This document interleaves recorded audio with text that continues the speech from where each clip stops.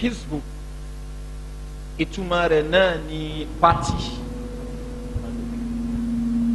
ìtumọ̀ rẹ̀ òun ni party tabanikatu sí English.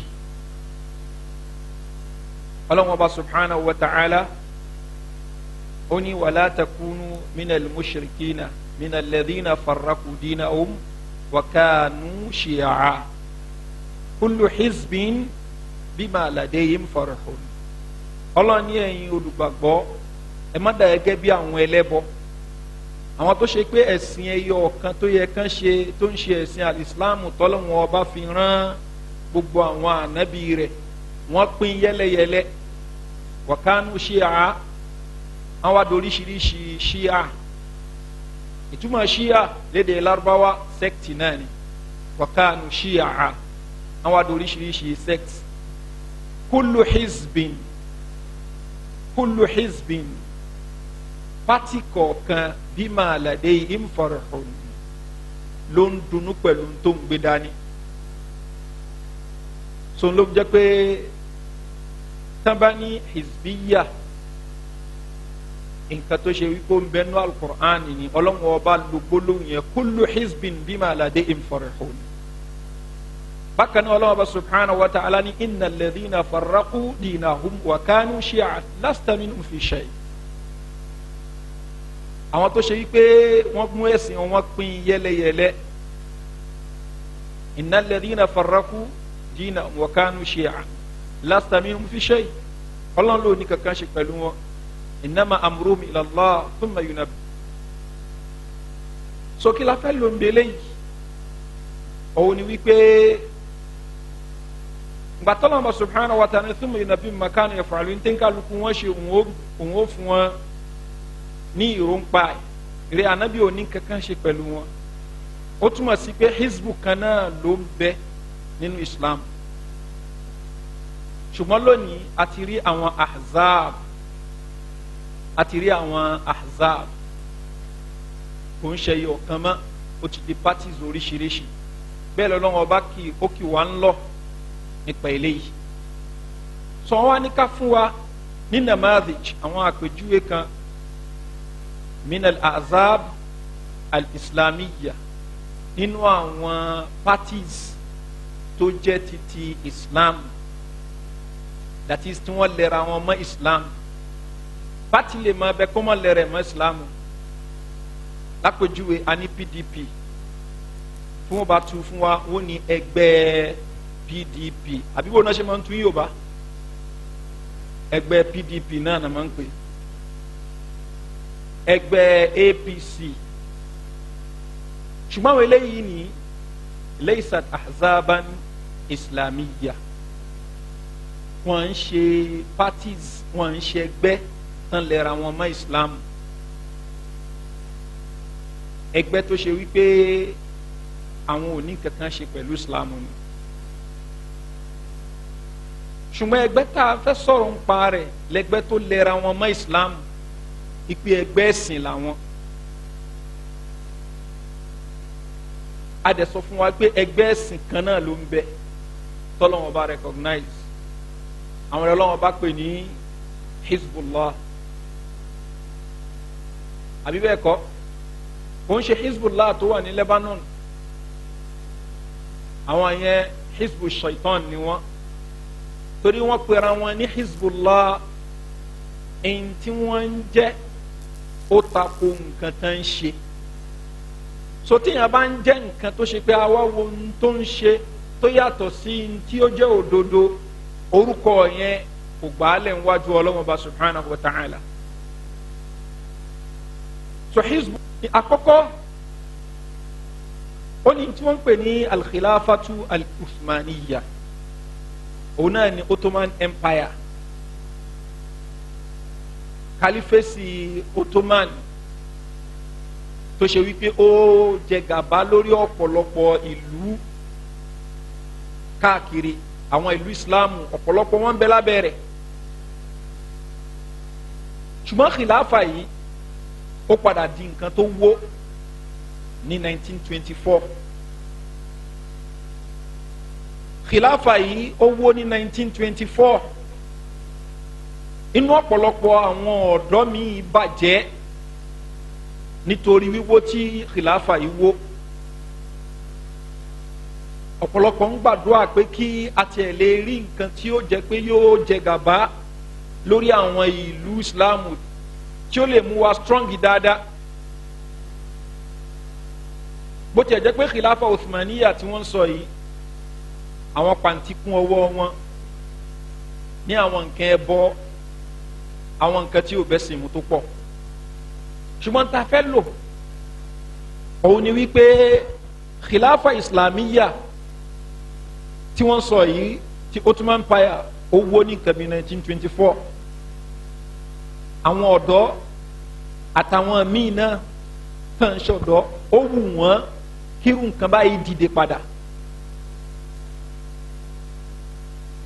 Ibẹ̀ la tí wọ́n rí àwọn èèyàn kọ̀ọ̀kan nínú àwọn tí wọ́n kéwú tí wọ́n jẹ́ bí ọ̀dọ́ náà tó wù wọ́n pé kí nǹkan báyìí kó dìde. Lára wọn òun ni ẹni tí wọ́n ń pè ní Abul A'la al-Mawdudi. Abul A'la al-Mawdudi wọ́n bí ní nǹkan bí 1903 ni wọ́n bí. Ẹni yìí ó ní lẹ́mìí ipe kírun nǹkan bá dìde. Ó padà dá ẹgbẹ́ kan lẹ̀ tí wọ́n ń pè ní Al-Jama'atul Islamiyya ní 1941 ló dálẹ̀. Jama bí ọmọ ọdún mélòó òun ni Abul A'la al-Mawdudi àmàbọ̀ ní àwa ní àsìkò gbà yẹn.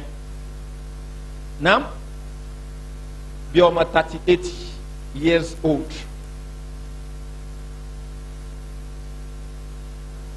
Ó ti kọ àwọn nǹkan lóríṣiríṣi nípa nǹkan yìí tó ń sọ yìí pé ókè agbára ó yẹ kí ó máa bẹ lọ́wọ́ àwọn èèyàn tí ó fi òfin Ọlọ́run ọba máa ṣèjọba ni.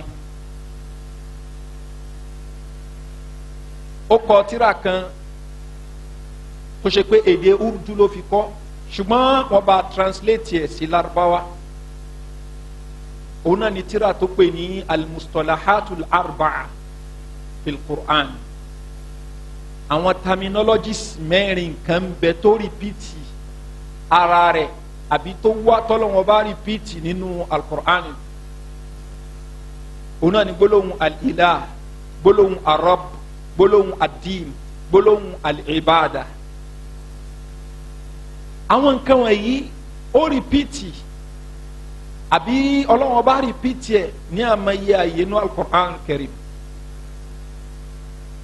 Abul A'la al-Mawdudi ó wá ń sọ wípé ó yẹ kí ìjọba tí ó jẹ́ ìjọba Islam kó dìde tí wọ́n dẹ̀ máa lo òfin Ọlọ́run ọba. Òfin Ọlọ́run ọba yìí dẹ̀ ní tó jẹ́ tájẹ́ẹ̀tì rẹ̀ òun náà ni bó làwọn èèyàn ó ṣe gbádùn láyé, táwọn èèyàn ó ní fọkànbalẹ̀ láyé, táwọn ènìyàn ó máa rún jẹjẹ láyé. Eléyìí náà ń pè ní ìbádà. That is ká tẹ̀lé àṣẹ Ọlọ́run ọba tó pa wá nítorí ká lè bá gbádùn láyé. So nínú tírà yìí ọgbọ́n ọ̀nà tá a bá fi rí kinní yìí actualize agbọ́dọ̀ lé gbogbo ọ̀nà yẹn. So wọ́n wo àwọn ìjọba tó ń bẹ káàkiri wọ́n rí i pé wọ́n lòfin Ọlọ́run báwọn ṣe wò pé yẹ kí wọ́n lò. Bẹ́ẹ̀ ni ntí ó sì tàbí ṣùgbọ́n ó ní pé kùdìẹ̀kùdìẹ̀ pọ̀. Bí kùdìẹ̀kùdìẹ̀ ṣe pọ̀ gan-an lásìkò tá a wà yìí náà lọ́dọ̀ àwọn tí wọ́n ń ṣèjọba káàkiri ayé. Àwọn wá wò pé bó o la ṣe fẹ́ achieve kìíní yìí. Àwọn èèyàn tí wọ́n lo òfin Ọlọ́run ọba. So di pé àfa yìí ó bẹ̀rẹ̀ sí ní tírénì àwọn ọ̀dọ́ tó ń ṣe wáàsí fún wọn, tó ń jí ẹ wọn up. Àwọn èèyàn ó di pé wọ́n ń gbarata fún kìíní yìí. Eléyìí làwọn àfẹ́sì ń pè ní al-islamu siyasi. Islamu tó ṣe wípé agbègbè òṣèlú la fi ń wò. Al-islamu as-siyasi. Islam tó ṣe pé kí ni agbègbè òṣèlú la fi ń wò. Tí ìjọba ìlú bá dá tamara wọn nǹkan ṣe wọ́n ń ṣe náà fún wa, omi ń lọ, à ń gbádùn ìfọ̀kànbalẹ̀ wà nílùú fine Islam gidi nìyẹn. So ẹni ìjọba tí ò bá lè ṣe gbogbo àwọn nǹkan wọ̀nyí ìjọba tó ṣe pé ó yẹ kí a gbé ìjọba rẹ̀ ṣubú ni, ìjọba tó yẹ ká wó ni. bóòlù àṣẹ wa wó gbogbo ọ̀nà tá a bá lè lò tá èrè ìjọba yẹn wó òun là á tọ́. eléyìí ni ìròrí Abul A'la al-Mawdudi. ní àsìkò tá à ń sọ yìí lára àwọn ọ̀dọ́ tó ṣe wípé àwọn náà wọ́n nírú ìròrí báyìí òun ni ẹni tí a mọ̀ sí Hassan al-Banna ló wà. Hassan al-Banna òun náà ń bẹ nínú ẹgbẹ́ kan tán dálẹ̀ tán ń pè ní Jam'iyatu Shubbanil Muslimin. òun náà ni àkójọ àwọn ọ̀dọ́ tán jẹ́ mùsùlùmí, òun náà ń bẹ pẹ̀lú wọn nípìnlẹ̀. ẹgbẹ́ yìí wọ́n dálẹ̀ lásìkò tí ó pẹ́ púpọ̀ sí ìgbà tí khilafa yẹn wó. sọ àwọn náà ń wo bó la ṣe fẹ́ rú nǹkan báyìí, àwa náà ń bá wọ ọ̀dọ́ bí a ṣe máa ń tara fún nǹkan. ìgbà tó di 1928 Hassanul Banna ó wò wípé ó yẹ kóun náà lè dẹ ẹgbẹ́ tòun lẹ̀, so ó dẹ ẹgbẹ́ tiẹ̀ tán pè ní Jama'atul Ikhwanil Muslimin, ó dẹ ẹgbẹ́ yẹn lẹ̀ ní 1928. Hassanul Banna wọ́n bí ní ọdún 1906. ọmọ ọdún mélòó ló wà ńgbà tó dá ẹgbẹ́ rẹ̀ lẹ̀? 22 years old. ó dá ẹgbẹ́ yẹn lẹ̀ ní 1928. wọ́n bí ní 1906. ọmọ 22 years old ló wà ló fi dá ẹgbẹ́ yẹn lẹ̀. a sọ fún wa pé ó ti ń bẹnu Jam'iyatu Shubbanil Muslimin before that time, tó túmọ̀ sí pé ó ti wà nú ẹgbẹ́ before kó tiẹ̀ tó wọ 20 years old. na ẹgbẹ́ tó dálẹ̀ yìí tán pè ní Jama'atul Ikwani Muslimin, àwọn míì ní kò ń ṣòun ló dálẹ̀. ipe èèyàn kan tí wọ́n ń pè ní Ahmadu Sukari òun ló dálẹ̀. náàmì tí ò síyàn jíjà ń bẹ tí ò dẹ̀ sí rújú ń bẹ òní pé àwọn méjèèjì wọ́n jọ ṣiṣẹ́ pọ̀ ni. ṣùgbọ́n ta ló dálẹ̀? Ahmadu Sukari lòun dálẹ̀, Hassan al-Banna lòun dálẹ̀. àwọn tí wọ́n jẹ́ lovers Hassan al-Banna wọ́n lòun ló dálẹ̀. àwọn tán gba títí ẹ̀ wọ́n sọ wípé Ahmadu Sukari òun ló dálẹ̀. ṣùgbọ́n kókó ni pé àwọn méjèèjì wọ́n jọ ń bá a lọ bẹ́ẹ̀. Hassan al-Banna òun jẹ́ bíi murshidu, ẹni tó ń ṣe wáàsí tó ń tọ́ àwọn èèyàn sọ́nà ńgbà tán dé ẹgbẹ́ yẹn lẹ̀. Ahmadu Sukari òun jẹ́ bíi wakil, ẹni tó ń mójútó kìíní ọ̀rọ̀ ẹgbẹ́. ṣùgbọ́n wọ́n ní kankan padà ṣẹlẹ̀, òun náà ni wípé ìsìlágbé ẹni pé èèyàn kan fíìlì pé nìkejì fẹ́ dominate ẹgbẹ́ yẹn. according to Ahmadu Sukari, òun gbà pé gẹ́gẹ́ bí nǹkan tó ń sọ, ọkùnrin tá à ń sọ yìí nǹkan bíi 1991 or so ló jáde láyé, ọlọ́ọ̀ni kẹ́mi ẹ̀gún dáadáa, nǹkan bíi 1991 lòun jáde láyé. so òun sọ gẹ́gẹ́ bí nǹkan tó ń sọ ipe Hassan al-Banna ó mú àwọn owó kan ó ń divert ẹ̀ sápò rẹ̀, ó ń gbowó lọ́dọ̀ àwọn Britons tí wọ́n ń ṣiṣẹ́ ní Egypt ní, torí àsìkò gbọ́n yẹn àwọn Britons náà ni wọ́n ń rúlu Egypt, ni wọ́n jẹ gàba lórí ẹ̀, wọ́n kàn fi àwọn kan síbẹ̀. ló ó ń bẹ lábẹ́ kí ni Ottoman Empire before 1924 yẹn. ṣùgbọ́n gbà tó yá ni ó di pé kí ni tìgbà tí kíní yẹn wó, ó di pé àwọn Britons ni wọ́n control ẹ̀ completely. so wọ́n á kàn fa àwọn èèyàn kan síbẹ̀ ni tó ṣe pé àwọn èèyàn náà máa mójútó. so àwọn èèyàn ń ṣiṣẹ́ níbi kan tó ń pè ní kí ni Suez Canal nǹkan kan mọ́ra wọn. òun ní Hassan al-Banna máa ń bá wọn fún support àti donation. so àwọn èèyàn á fún un lówó, ipò owó yẹn ò nìkan ló ń dáná, kò declare fún kínní ẹnì kejì rẹ̀ ní kò rí bẹ́ẹ̀. bákan náà according to ti yẹn sọ ó ní bí àna rẹ̀ kan ó ṣe àṣemáṣe kó ṣe zìnà àwọn afẹ́ bá a dọwọ́ bò ṣùgbọ́n àwọn kejì àwọn tó ń jẹ́ pro asanbanna àwọn ń sọ wípé irọ́ òun gangan ló ṣe tí ò da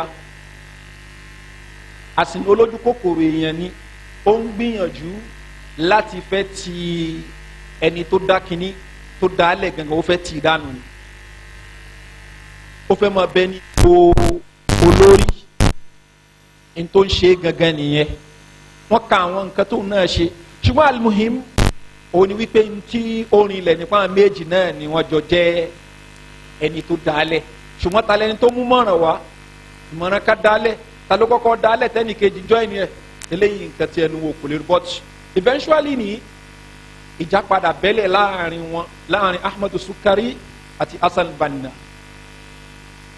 so Maktabul Irshad òun ni guidance bureau wọ́n padà conclude pé kí wọ́n lé Ahmadu Sukari kúrò wọ́n padà yọ ọ́ kúrò nú ẹgbẹ́ yẹn ó lọ dé ẹgbẹ́ mi lẹ̀ ṣùgbọ́n ẹgbẹ́ yẹn kò last pẹ́ so ọkùnrin yẹn kò fi bẹ́ẹ̀ ní òkìkí mọ́ títí di àsìkò tó wá kú ní 1991 or so Hassan Banna ó dá ẹgbẹ́ rẹ̀ yìí lẹ̀ kí ni target nítòpè ní target wọn òun náà ni wípé kí káwọn ṣe àtàríf ká introduce ara wa sáwọn èèyàn níta àgbédá ní kájẹ́ káwọn èèyàn mọ̀ wàtẹ̀kùwìn bákan náà ká máa fọ́ọ̀mù àwọn èèyàn ìgbà tá a bá ti sọ mẹ́sẹ̀gì wa fáwọn èèyàn níta àgbédá níní dẹ̀mbò la ṣe fẹ́ máa fọ́ọ̀mù àwọn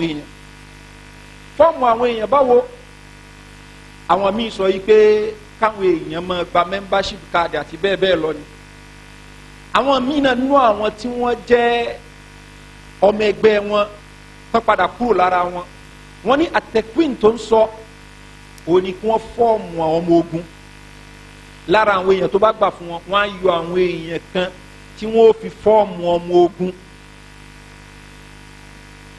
àwọn ọmọ ogun yìí àwọn ni wọ́n wá ṣiṣẹ́ tí wọ́n fi establish al-khilafatul islamiyya tí wọ́n fi establish al-khilafatu al-islamiyya so lẹ́yìn rẹ̀ at-tanfidh òní ká wá carry out mission wa a ti ṣe ta'arif a ti ṣe takwin ó kú kíni at-tanfidh ká apply wọ́n wá strike ńgbà yẹn láti tọ́pù ìjọba tí ó lo òfin ọlọ́run tí ó jẹ́ káwọn èèyàn lè máa gbádùn bó ṣe yẹ kí wọ́n gbádùn